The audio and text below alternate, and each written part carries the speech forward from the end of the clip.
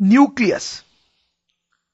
तो जैसे हमने पढ़ा कि 20th सेंचुरी की बिगनिंग में यह स्टैब्लिश हो गया कि एटम जैसी कोई चीज होती है और दुनिया में सब चीज एटम से बनी होती है। तो फिर लोगों ने एटम के अंदर क्या है, एटम के अंदर क्या है, यह जानने की कोशिश की। तो लोगों को यह पता चला धीरे धीरे कि एटम के अंदर न्यूक्लियस नाम की चीज होती है। तो फिर लोगों को यह क्यूरियोसिटी हुई कि न्यूक्लियस के अंदर क्या है, न्यूक्लियस के अंदर क्या फिजिक्स चल रही होती है। तो बहुत जल्दी साइंटिस्ट लोगों ने न्यूक्लियस के बारे में काफी इंफॉर्मेशन गैदर कर ली। बहुत एग्रेसिव रिसर्च हुई न्यूक्लियस पे। न्यूक्लियस पे जो रिसर्च हुई, न्यूक्लियस के बारे में जो पता किया गया, उसका मानव जाति पे बहुत बहुत गहरा असर पड़ा। अच्छा भी और बुरा भी। बुरा असर ऐसे कि न्यूक्लियस की फिजिक्स के हेल्प से लोगों ने एटम बॉम्ब बनाए, जिससे बहुत ज्यादा तबाही मचाई गई दुनिया में। लेकिन उसी फिजिक्स के हेल्प से न्यूक्लियर पावर प्लांट्स भी बनाए गए, जिसके हेल्प से आज दुनिया भर में जो एनर्जी क्राइसिस चल रहा है, एनर्जी की कमी चल रही है, उसको सॉल्व करने की कोशिश की जा रही है। तो इस चैप्टर में हम न्यूक्लियस के बारे में पढ़ेंगे कि इसके अंदर की दुनिया क्या होती है और वो किस फिजिक्स पे चलती है।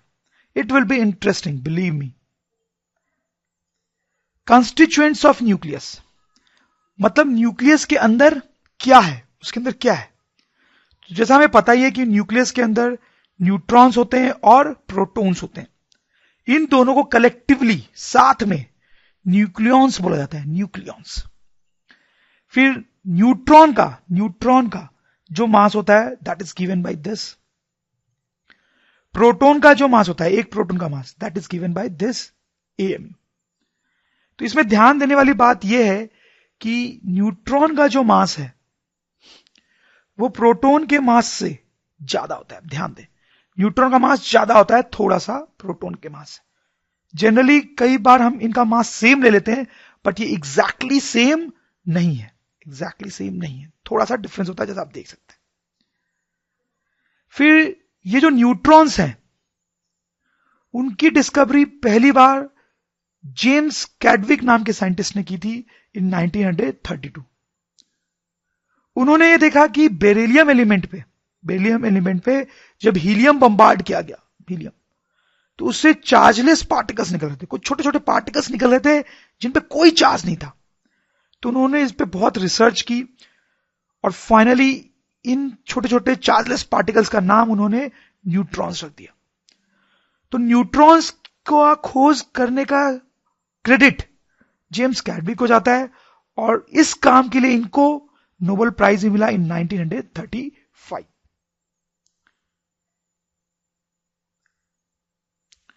एटॉमिक नंबर, किसी न्यूक्लियस के लिए हम एटॉमिक नंबर डिफाइन करते हैं जिसको सिंबल जेड से लिखा जाता है। एटॉमिक नंबर का मतलब होता है नंबर ऑफ प्रोटॉन्स, कि मतलब न्यूक्लियस में कितने प्रोटॉन्स हैं। अगर 5 प्रोटॉन है तो हम बोलेंगे एटॉमिक नंबर इज 5 और उसको जेड से डिनोट करेंगे। वैसे ही हम मास नंबर डिफाइन करते हैं जिसको ए से डिफाइन करते हैं, ए सिंबल यूज करते हैं उसके लिए। This is number of protons plus neutrons.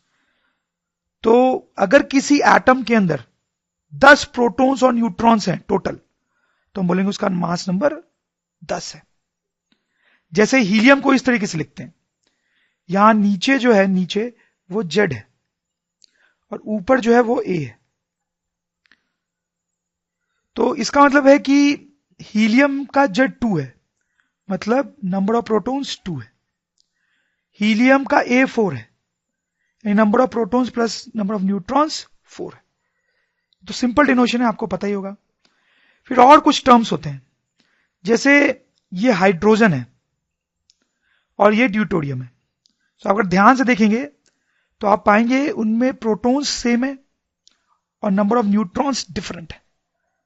तो ऐसे एटम्स जो होते हैं, ऐसे न्यूक्लियस जो होते हैं, दो अलग न्यूक्लियस जिनमें प्रोटॉन्स का नंबर सेम हो लेकिन न्यूट्रॉन्स का डिफरेंट, उनको आइसोटोप्स बोला जाता है, आइसोटोप्स। फिर आप इसको देखें, हाइड्रोजन को और ये हीलियम को, इसको देखें, इनको देखेंगे तो आप पाएंगे कि इनमें प्रोटॉन्स का नंबर डिफरेंट है। देखो, प्रोटॉन्स का नंबर डिफरेंट है और न्यूट्रॉन्स का नंबर भी डिफरेंट है, लेकिन प्रोटॉन्स और न्यूट्रॉन का जो सम है, सम वो सेम है। आप देखें, यहां पर भी 3 लिखा हुआ है, यहां भी 3 लिखा। तो ऐसे जो पेयर्स होते हैं इनको हम आइसोबार्स बोलते हैं। फिर आइसोटोन जैसी चीज होती है। आइसोटोन क्या होता है? जैसे आप देखिए ये मरकरी और ये गोल्ड, ठीक है, इसमें आप देखिए पी डिफरेंट है 80 एंड 79, लेकिन आप पाएंगे कि नंबर ऑफ न्यूट्रॉन सेम है। तो ऐसी चीजों को हम आइसोटोन्स बोलते हैं। जैसे आप देखिए दोनों में नंबर ऑफ न्यूट्रॉन सेम है, कैसे पता चलेगा?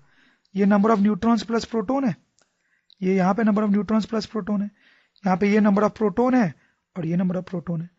तो आप देखो नंबर ऑफ न्यूट्रॉन्स यानी कैसे निकलेंगे इस केस में? दोनों को सब्ट्रैक्ट कर दो आप, तो 1 1 8 आ जाएगा।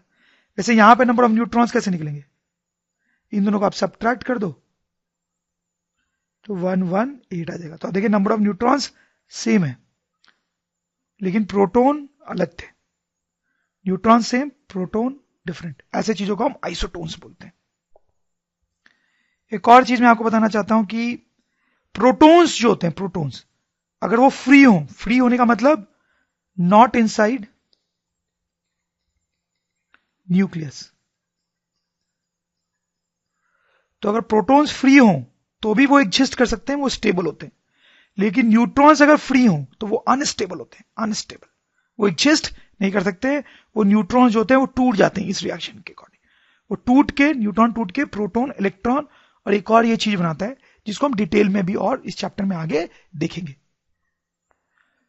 साइज ऑफ न्यूक्लियस, न्यूक्लियस बहुत ही छोटा होता है, बहुत ही छोटा। मतलब एक एनालिसिस में आपको समझाऊं कि अगर एटम एक क्रिकेट ग्राउंड जितना बड़ा होता, एटम अगर क्रिकेट ग्राउंड जितना बड़ा होता तो न्यूक्लियस जो है उसमें एक शुगर ग्रेन की तरह होता, एक शुगर ग्रेन की तरह। तो आप सोचें कि एटम के कंपैरिजन में न्यूक्लियस कितना छोटा होता है, बहुत ही छोटा होता है, वेरी स्मॉल। अब न्यूक्लियस के बारे में सबसे पहले तो रदरफोर्ड गोल्डफॉयल एक्सपेरिमेंट में पता चला था। अपने गोल्डफॉयल एक्सपेरिमेंट से रदरफोर्ड ने यह गेस किया था कि एटम के सेंटर पे एक बहुत छोटा सा पार्टिकल होता है, एक बहुत छोटी सी चीज होती है जिसको उसने न्यूक्लियस का नाम दिया था। तो अब पॉइंट यह था कि इस न्यूक्लियस की कितनी साइज होती है एग्जैक्टली। तो रदरफोर्ड ने अपने एक्सपेरिमेंट के डेटा से इस न्यूक्लियस की साइज को गेस किया था, हालांकि वो उतना एक्यूरेट नहीं था।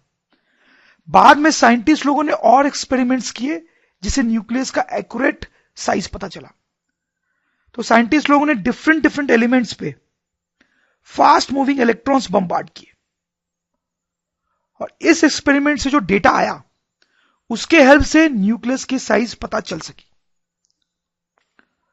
तो पता चला कि जो रेडियस होता है न्यूक्लियस का, न्यूक्लियस का रेडियस वो इतना होता है। They are not is a constant जिसकी वैल्यू है 1.2 फेम्टोमीटर, और ये ए जो है, ए है इट इज मास नंबर, मतलब number of neutrons plus protons. अब देखिए दिस इक्वेशन लुक्स सेंसफुल, क्योंकि ये इक्वेशन ये बता रही है कि अगर ज्यादा न्यूट्रॉन्स और प्रोटॉन्स होंगे तो ये मास नंबर ज्यादा होगा, और मास नंबर ज्यादा हो तो रेडियस ज्यादा होगा। सही है ये बात तो, क्योंकि जितने ज्यादा न्यूट्रॉन्स और प्रोटॉन्स होंगे न्यूक्लियस के अंदर, न्यूक्लियस उतना ही बड़ा होगा तो उसका रेडियस भी ज्यादा होगा। सही है। तो अगर हम यहां से डेंसिटी निकालें न्यूक्लियस की तो that will be mass upon volume. Mass तो मास नंबर होगा, volume 4/3 pi r cube.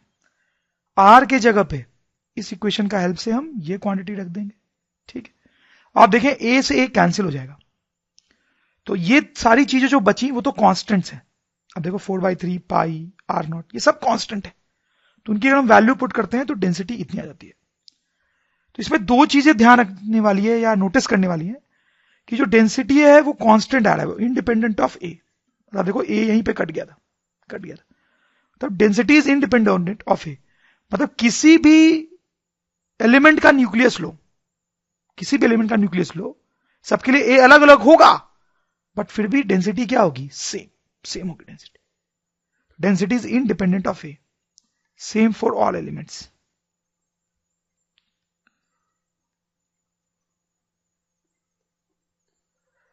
Next point is कि डेंसिटी इज वेरी हाई। वो तो आप देखो बहुत ज्यादा है डेंसिटी, 10⁻17 बहुत ही ज्यादा होती है डेंसिटी। न्यूक्लियर फोर्स देखें, एक न्यूक्लियस के अंदर बहुत सारे पॉजिटिव प्रोटॉन्स और न्यूट्रल न्यूट्रॉन्स होते हैं, ठीक है। अब ये जो प्रोटॉन्स फैले हुए अंदर, वो सब एक दूसरे को रिपेल कर रहे होंगे। क्यों रिपेल कर रहे होंगे? क्योंकि सब पॉजिटिवली चार्ज्ड है। तो अंदर जो प्रोटॉन्स है वो एक दूसरे को रिपेल करते हैं, repel due to electrostatic force. तो अगर सारे प्रोटॉन्स एक दूसरे को रिपेल कर रहे हैं तो फिर उनको तो दूर चला जाना चाहिए और ये न्यूक्लियस टूट जाना चाहिए, लेकिन ऐसा तो होता नहीं है। ये न्यूक्लियॉन्स जो हैं, प्रोटॉन्स और न्यूट्रॉन्स सब साथ में बाउंड रहते हैं न्यूक्लियस के अंदर। ऐसा कैसे होता है? फिर उसके लिए ये न्यूक्लियर फोर्स रिस्पॉन्सिबल होता है। तो हम देखेंगे न्यूक्लियर फोर्स क्या है। ये ग्राफ देखें आप, ये किस चीज का ग्राफ है? सपोज करो हमारे पास दो न्यूक्लियॉन्स हैं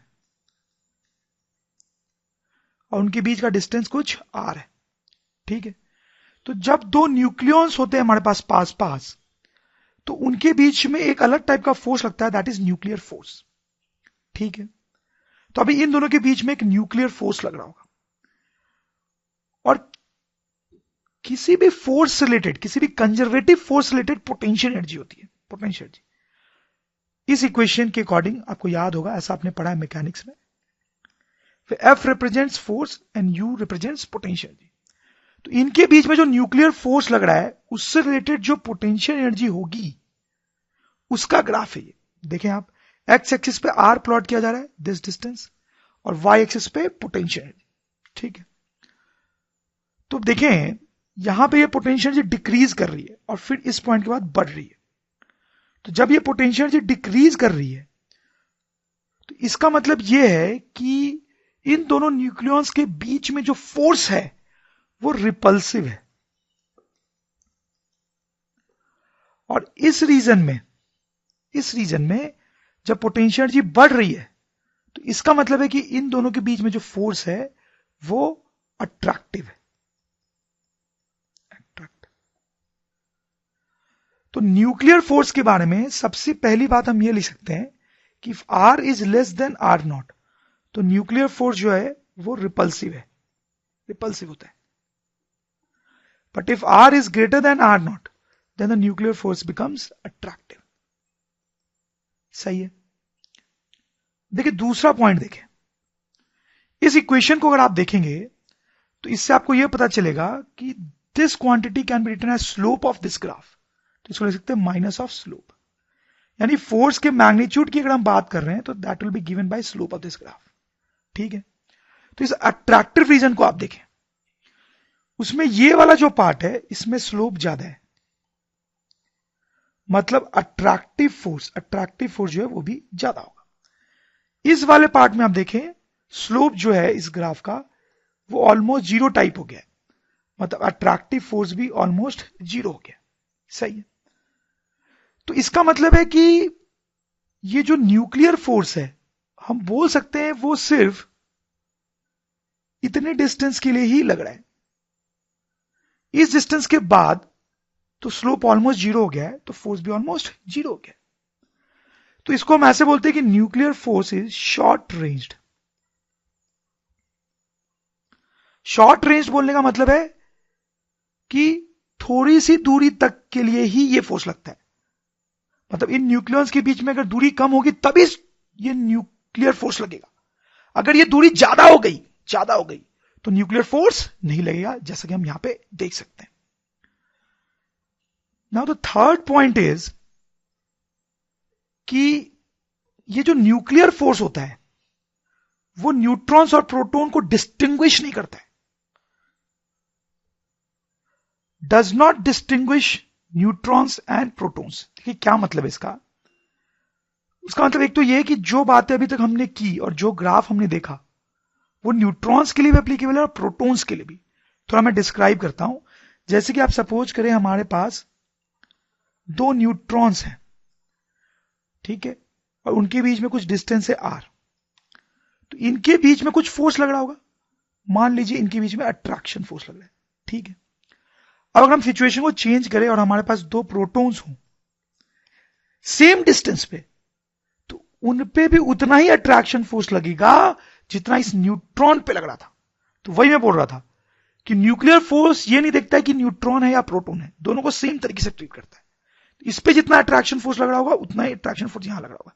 इनफैक्ट अगर मेरे पास एक प्रोटॉन हो और एक न्यूट्रॉन हो उतने ही दूरी पे, तो उन पे भी अट्रैक्शन फोर्स सेम ही लगेगा।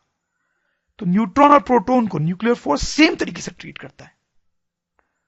तो अब क्या होता है कि हमने बात की थी कि ये प्रोटॉन्स एक दूसरे को रिपेल कर रहे होंगे ड्यू टू इलेक्ट्रोस्टैटिक फोर्स, लेकिन ये न्यूक्लियर फोर्स भी लग रहा होता है इन प्रोटॉन्स और न्यूट्रॉन्स के बीच में, और उनके बीच में डिस्टेंस ऐसी होती है कि न्यूक्लियर फोर्स अट्रैक्टिव होता है, अट्रैक्टिव।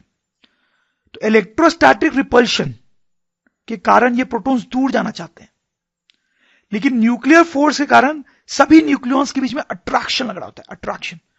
और ये जो अट्रैक्शन होता है वो इस इलेक्ट्रोस्टैटिक फोर्स के रिपल्शन से बहुत ज्यादा होता है, जिसके कारण सारे न्यूक्लियॉन्स नेट अट्रैक्शन फील करते हैं and they remain bound. Binding energy, तो जैसा हमने देखा है कि एक न्यूक्लियस में सारे न्यूक्लियॉन्स बाउंड होते हैं, एक दूसरे से अट्रैक्टेड होते हैं। तो आप सोचो अगर मुझे न्यूक्लियॉन्स को अलग अलग करना होगा, सारे न्यूक्लियॉन्स को अलग करना है मुझे, तो मुझे खींच के इनको अलग करना पड़ेगा, तो मुझे बहुत एनर्जी सप्लाई करनी पड़ेगी। तो वो जो एनर्जी मुझे सप्लाई करनी पड़ेगी इनको अलग करने के लिए, उसी को बाइंडिंग एनर्जी बोलते हैं। तो बाइंडिंग एनर्जी को ऐसे डिफाइन कर सकते हैं कि binding energy is the energy required to move all the constituents of the nucleus far apart. सबको अलग करने में जितनी एनर्जी में देनी पड़ेगी उसी को हम बाइंडिंग एनर्जी बोलते हैं। यहां पे एक और टर्म डिफाइन करते हैं, बाइंडिंग एनर्जी पर न्यूक्लियॉन।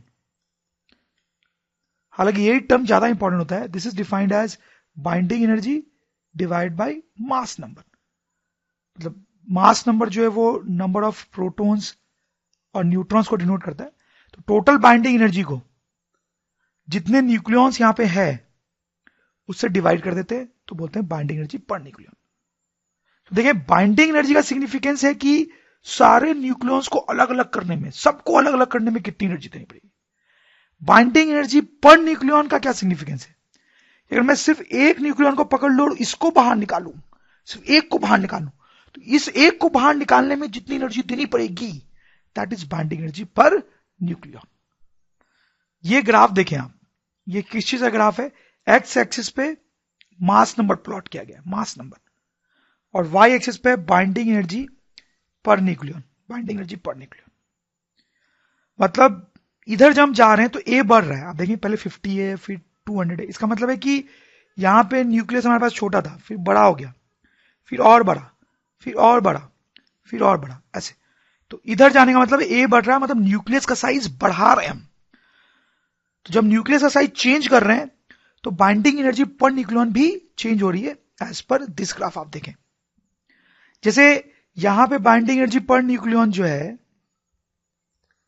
वो कम है और यहां पे ज्यादा है। इसका क्या मतलब है? तो यहां पे बाइंडिंग एनर्जी पर न्यूक्लियॉन कम है, इसका मतलब एक न्यूक्लियॉन को निकालना बहुत आसान होगा। यहां पे बाइंडिंग एनर्जी पर न्यूक्लियॉन ज्यादा है, ज्यादा, इसका मतलब यहां पे अगर हम एक न्यूक्लियॉन को निकालेंगे तो वो बहुत डिफिकल्ट होगा क्योंकि उसकी बाइंडिंग एनर्जी बहुत ज्यादा है, ऐसा कुछ मतलब है। अब आप देखें कि इसमें एक जनरल इंक्रीजिंग ट्रेंड है शुरू में, हालांकि बीच में कुछ स्पाइक्स आ रहे हैं बट ओवरऑल एक इंक्रीजिंग ट्रेंड है। उसके बाद आप देखिए थोड़ा फ्लैटिश टाइप का कर्व आता है, कुछ देर तक तो बहुत ही फ्लैटिश है, फिर थोड़ा यह डिक्रीज होने लगता है, लेकिन डिक्रीज भी बहुत जल्दी नहीं होता है। तो ऐसा एक ट्रेंड है इसका। खास करके ये जो रेंज आप देखें 30 से लेके 170 वाली, इसमें बाइंडिंग एनर्जी में बहुत ज्यादा वेरिएशन नहीं है, दिस इज ऑलमोस्ट फ्लैटिश। हालांकि इसके बाद भी धीरे धीरे डिक्रीज हो रहा है। तो ऐसा नेचर क्यों आता है वो हम थोड़ा ब्रीफली देख सकते हैं यहां पे। जैसे देखें, सबसे पहले हम देखते हैं कि यहां पे जो बाइंडिंग एनर्जी इंक्रीज हो रही है इन जनरल, उसका क्या रीजन है। तो जैसे देखो, सपोज करो मेरे पास एक छोटा न्यूक्लियस है तो उसमें 2 न्यूक्लियॉन है, बड़ा है तो उसमें थोड़ा बड़ा है तो 3, फिर और बड़ा किया तो मैंने 4, ऐसे हम न्यूक्लियस का साइज बढ़ाते जा रहे हैं। देखो ये न्यूक्लियॉन को अगर आप निकालना चाहोगे तो वो ईजी होगा क्योंकि सिर्फ एक ही न्यूक्लियॉन उसको अट्रैक्ट कर रहा है। ये न्यूक्लियन आप निकालना चाहोगे तो थोड़ा ज्यादा डिफिकल्ट होगा, क्योंकि दो न्यूक्लियन इसको अट्रैक्ट कर रहे होंगे। ये न्यूक्लियन आप निकालना चाहोगे तो और डिफिकल्ट होगा, क्योंकि तीन इसको अट्रैक्ट कर रहे होंगे। तब देखो जैसे जैसे साइज बढ़ रहा है, जैसे ए बढ़ रहा है, न्यूक्लियन को निकालना डिफिकल्ट हो रहा है। डिफिकल्ट हो रहा है मतलब बाइंडिंग एनर्जी पर न्यूक्लियन बढ़ेगी, बाइंडिंग एनर्जी पर न्यूक्लियन बढ़ेगी। तो वही हो रहा है ऑन जनरल। अब हम देखेंगे कि यहां पे जो फ्लैटिश शक्कर मतलब binding energy per nucleon change नहीं हो रही है, उसका क्या कारण है। तो उसमें कुछ ऐसा हो रहा है कि सपोज करो आपके पास एक बड़ा न्यूक्लियस है, ठीक है। अब आपने उससे भी एक बड़ा न्यूक्लियस लिया और बड़ा, तो इसमें न्यूक्लियंस जो होंगे वो ज्यादा होंगे, मतलब ए ज्यादा होगा, ज्यादा न्यूक्लियंस होंगे। अब देखो क्या होगा कि अगर मैं किसी एक न्यूक्लियन की बात करूं से यहां पे इस न्यूक्लियन की, तो हमने ये बात की कि बाकी के जो न्यूक्लियंस होंगे वो इसको अट्रैक्ट कर रहे होंगे, जिस कारण ये बाउंड होगा। बट आप याद करें कि जो न्यूक्लियर फोर्स होता है वो शॉर्ट रेंज होता है। शॉर्ट रेंज होने का क्या मतलब है कि एक न्यूक्लियन आप यहां ले लो और एक न्यूक्लियन यहां ले लो, तो हो सकता है ये इतने दूर हो कि इनके बीच में तो न्यूक्लियर फोर्स लगेगा ही नहीं। तो न्यूक्लियर फोर्स सिर्फ पास वाले न्यूक्लियंस के बीच में लगता है।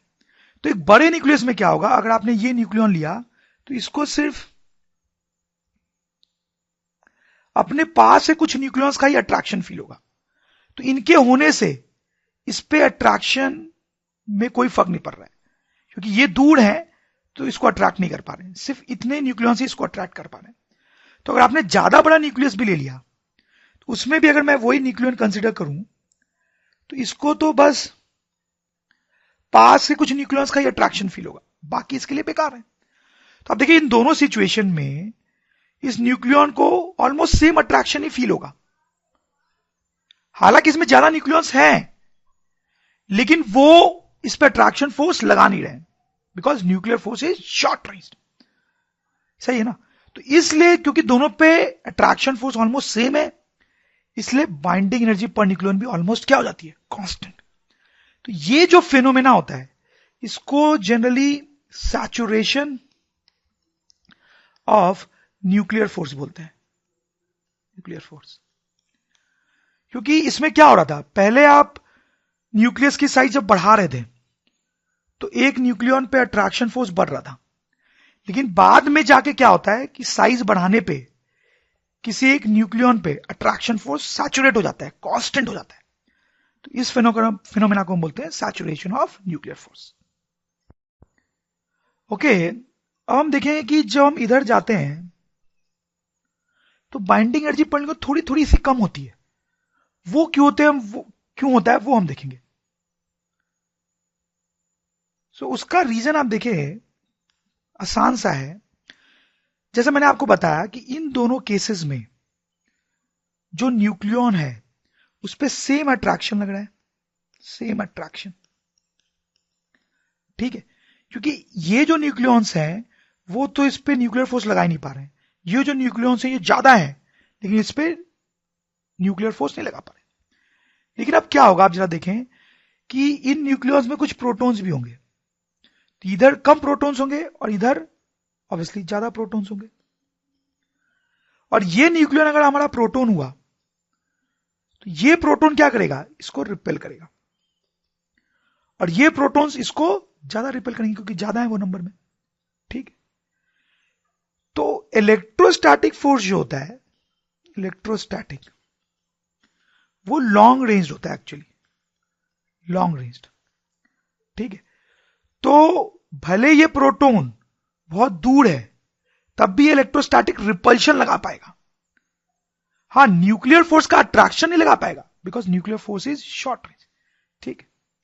सो आप देख सकते हो इस बड़े न्यूक्लियस में क्या हुआ है कि प्रोटॉन का रिपल्शन ज्यादा है, जिसके कारण इसकी बाइंडिंग एनर्जी पर न्यूक्लियन कम हो जाएगी और इसकी बाइंडिंग एनर्जी पर न्यूक्लियन ज्यादा हो जाएगी। इसलिए ग्राफ में जब इधर आ रहे हैं तो बाइंडिंग एनर्जी पर न्यूक्लियन कम हो रही है, मतलब साइज बड़ा हो रहा है। अब देखें साइज बड़ा हो रहा है और बाइंडिंग एनर्जी पर न्यूक्लियन थोड़ी कम हो रही है, कम हो रही है। मास डिफेक्ट, तो सपोज करो ये 4 न्यूक्लियॉन्स है मेरे पास, प्रोटॉन न्यूट्रॉन कुछ भी हो सकते हैं, ठीक है। अब ये सब बहुत दूर दूर हैं, एक चाइना में, एक पाकिस्तान में, एक अमेरिका में, एक स्पेन में। चारों को ला के हम इंडिया में एक न्यूक्लियस बना देते हैं उनसे, ठीक है। इन चारों का कंबाइंड मास, टोटल मास m1 है। फिर इस न्यूक्लियस को मेजर किया गया तो उसका मास m2 आया। तो आपको क्या लगता है m1 m2 में से कौन बड़ा होगा या कौन छोटा होगा या बराबर होंगे, क्या लगता है आपको? नॉर्मली कॉमन सेंस तो ये बोलेगा कि यार दोनों बराबर होने चाहिए, क्योंकि पहले ये अलग थे तो क्या हुआ, मास तो सेम ही रहना चाहिए, चाहे वो अलग हो या फिर साथ हो। बट एक्सपेरिमेंटली ऐसा पाया जाता है कि इनका मास सेम नहीं होता है, ऐसा कुछ रिलेशन होता है, m1 इज ग्रेटर। तो जब साइंटिस्ट लोगों ने ऐसा देखा तो परेशान हो गए कि यार ऐसा कैसे हो रहा है, मतलब मास चेंज कैसे हो गया, मतलब साथ में लाइन को तो मास कम कैसे हो गया। तो फिर आइंस्टीन ने इसका सॉल्यूशन दिया। आइंस्टीन ने अपनी पॉपुलर इक्वेशन दी, E equals to delta M C square. कई बार यहां पे डेल्टा नहीं भी लिखते हैं बट मीनिंग सेम ही है। तो आइंस्टीन ने बोला कि देखो क्या हो रहा है कि ये जो मास कम हो रहा है वो एनर्जी में कन्वर्ट हो रहा है, mass is getting converted to energy. कहने का मतलब है यहां पे कि यहां पे एनर्जी बन रही है कितनी, m1 माइनस m2 सी स्क्वायर, इतनी एनर्जी बन रही होगी। तो ये एक नई थियरी थी आइंस्टीन की कि मास और एनर्जी को आपस में कन्वर्ट किया जा सकता है, मास से एनर्जी बनाया जा सकता है, एनर्जी से मास। जैसे यहां पे क्या हो रहा है, यहां पे क्या हो रहा है कि मास कम हो रहा है, कम हो रहा है, तो मास कहां गया, कहां गया, वो एनर्जी में कन्वर्ट हो गया है, मास एनर्जी में कन्वर्ट हो गया है। वैसे अगर मुझे इस रास्ते जाना होगा, मतलब इससे ये बनाना होगा, तो मुझे एनर्जी देनी पड़ेगी, तो मुझे एनर्जी देनी पड़ेगी, और वो एनर्जी जो है वो मास बनाएगी अब, जिसके कारण टोटल मास ज्यादा होगा। तो this was the new theory of Einstein, जिसमें एनर्जी मास कंजर्वेशन की बात की जाती है। तो यहां पे जो मास में चेंज आ रहा है delta M, that is m1 minus m2, इसी को मास डिफेक्ट बोलते हैं। दिस इज मास डिफेक्ट, नाम से ही क्लियर है इसका मतलब। और ये मास का एनर्जी बनना बहुत रेयर नहीं है, ये होता है और भी जगहों पे। जैसे ये सिचुएशन देखें आप, नॉर्मल सी सिचुएशन है जिसमें 1 kg वाटर को हीट किया जा रहा है और उसको 100 जूल की एनर्जी हमने दी। तो आप देखें आइंस्टीन की थ्योरी क्या बोलती है कि हमने एनर्जी दी, इसको एनर्जी दी, मतलब इस वो एनर्जी जो है वो मास में कन्वर्ट हो जाएगी और इसका मास बढ़ जाएगा। कितना, E equals to delta M C square. तो एनर्जी जो हमने दी तो 100 है, और delta M C square will be 9 × 10 to the power 16। तो यहां पे मास जो बढ़ेगा एनर्जी देने पे, that will be 100 divide by 9 × 10 to power 16। तो इतना मास जो है वाटर का बढ़ जाएगा। But the point is this quantity is so small, ये इतनी छोटी क्वांटिटी है कि कभी पता ही नहीं चलेगा। अब देखो नीचे 10 टू पावर 16 है, तो यहां पे वाटर का मास बढ़ेगा लेकिन इतने कम अमाउंट से बढ़ेगा कि कोई मतलब ही नहीं, उसका कभी पता ही नहीं चलेगा। तो normal day to day life में जो हम एक्सपेरिमेंट्स कर रहे होते हैं, जो एनर्जी के एक्सचेंज होते हैं, उनमें भी मास कन्वर्ट होता है, लेकिन वो पता इसलिए चलता है क्योंकि मास का चेंज बहुत कम होता है। बट जब न्यूक्लियस की बात कर रहे होते हैं तब हम अचानक से इस मास की चेंज की बात क्यों करने लगे, क्योंकि न्यूक्लियस का तो खुद मास इतना कम होता है, न्यूट्रॉन्स और प्रोटॉन्स का खुद मास इतना कम होता है कि उनमें ये छोटा सा चेंज इन मास भी सिग्निफिकेंट हो जाता है। So that's why when we study about nucleus, ये जो मास का चेंज होता है थोड़ा सा ही हो रहा हो बट ये बड़ा सिग्निफिकेंट होता है। यहां एक और कॉन्सेप्ट देखें आप, पहले ये सिस्टम बाउंड नहीं था, अब ये सिस्टम बहुत बाउंड हो गया है, बाउंड हो गया है। और बाउंड होने पे इसका मास क्या हो गया है, मास कम हो गया है, कम। तो this is important concept of this chapter कि if a system is more bound, mass is lesser. ठीक, अगर सिस्टम ज्यादा बाउंड है तो उसका मास जो है वो कम होगा, मास कम होगा। समझ रहे हो मेरी बात?